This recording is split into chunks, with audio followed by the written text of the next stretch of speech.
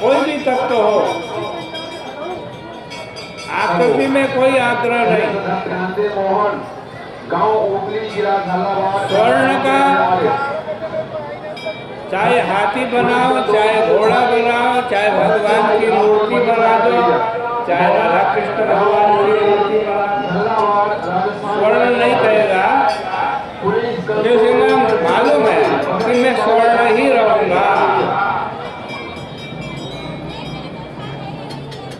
ऐसा ही मिट्टी का भी कोई आग्रह नहीं है, पानी का भी कोई आग्रह नहीं है, तेज रूपी अग्नि का भी कोई आग्रह नहीं है, वायु का भी कोई आग्रह नहीं है। हमारा परमात्मा कोई मन का भाव नहीं, ठोस वस्तु है। इसलिए उसका कोई नाम हो, उसकी कोई आकृति हो, अथवा किसी प्रकार का आभास हो, लेकिन वो तो ज्यों का त्यों है। देखो, आपको पहले भी बतलाया था, चार्वाक मत के अनुसार चेतन तत्व नहीं, जड़ तत्व है, और चेतन उसका विमर्श है। यहाँ अवतार का कोई प्रसंग नहीं है।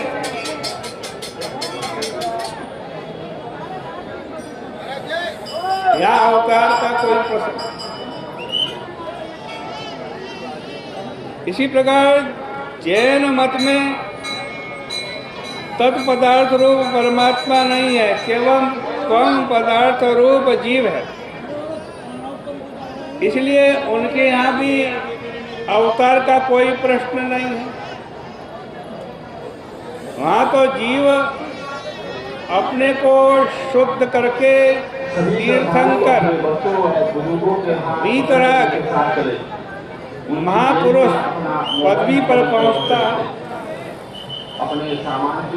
बौद्ध मत में भी तत्पदार्थ रूप परमेश्वर नहीं, तो बौद्ध मत में भी अवतार नहीं होगा। मुसलमान, ईसाई और आर्य समाजी के यहाँ ईश्वर तो है, परंतु वह निराकारता में ऐसा फंस गया है कि उसे निराकार ईश्वर में साकार होने की कोई सामर्थ्य नहीं है। फिर वह अवतार कहाँ लेगा? परंतु जिनका परमेश्वर सब में है, सब रूप में प्रकट होता है,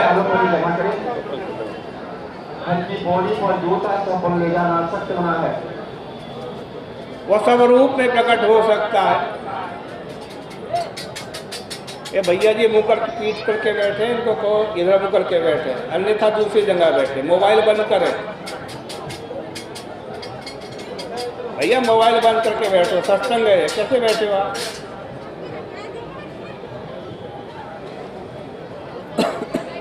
क्योंकि उसके अतिरिक्त कोई दूसरी वस्तु नहीं। आगे चल करके भगवान के अवतार का वर्णन विस्तार से आएगा। उनमें पहला अवतार जो भगवान का है ना, वो वराह अवतार,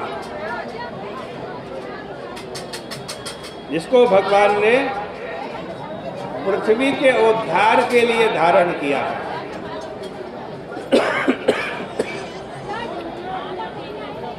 यदि आप लोक में अनुसंधान करें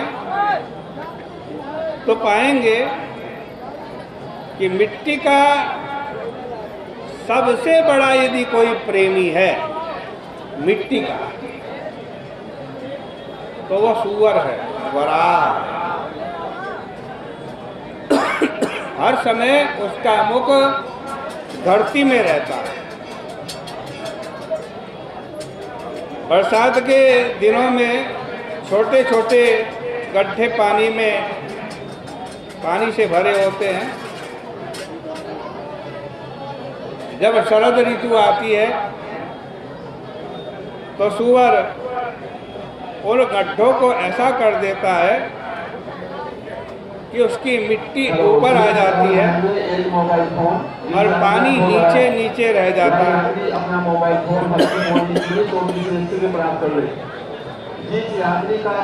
हम उस मिट्टी को कभी कभी सूखी समझ करके उसके ऊपर पांव रख देते हैं और पानी में चले जाते हैं। पानी को हींड करके उसके भीतर की मिट्टी को ऊपर कर देना, ये सूअर का काम है। एक बात और है, जिससे प्रेम होता है वह उसकी गंदगी नहीं उसको उसकी मालूम पड़ती। इसलिए सूअर पृथ्वी के सबसे गंदे भाग को अपना भोग्य बनाता है। यह पृथ्वी के प्रति उसकी प्रीति का परिचायक है। और जब भगवान को पृथ्वी का उद्धार करना होगा, पृथ्वी का उद्धार करने के लिए जब भगवान अवतार लेते हैं, जब पृथ्वी के भगवान प्रियतम पति बनते,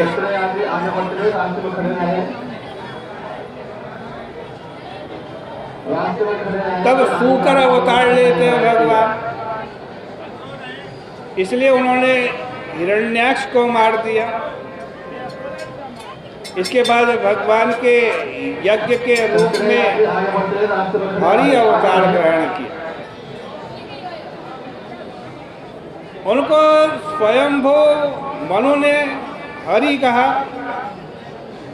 अवतार कई तरीके के होते हैं। एक तो क्रिया प्रधान होता है, दूसरा विवेक प्रधान होता है, तीसरा धर्म प्रधान होता है और चौथा ज्ञान प्रधान होता है।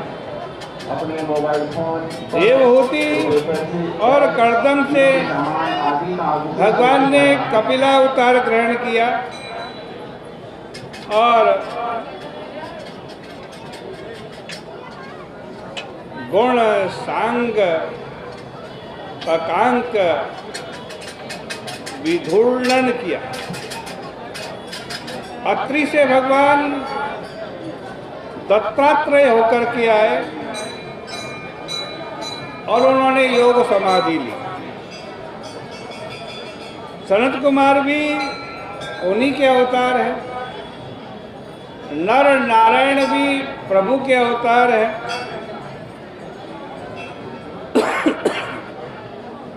नर नारायण का अवतार तपस्या की स्थापना करने के लिए हुआ। यहाँ नारायण की महिमा बताई गई है। बड़े लोग अपनी रोष दृष्टि से काम को भस्म कर देते हैं। काम तो उनका भस्म हो जाता है, लेकिन रोष भीतर रह जाता है और वो रोष उन्हीं को जलाने लगता है। वो रोष को नहीं जला सकते। परंतु नारायण ऐसे हैं कि उनके अंदर प्रवेश करने में रोष को भी, क्रोध को भी भय लगता है। फिर उनके मन में काम कैसे आ सकता है? ध्रुव के लिए भी भगवान ने अवतार ग्रहण किया। उनका प्रथु अवतार भी हुआ और वह महा ऐश्वर्यशाली किंतु एक नंबर के पापी राजा बैन के शरीर का मंथन करने पर हुआ।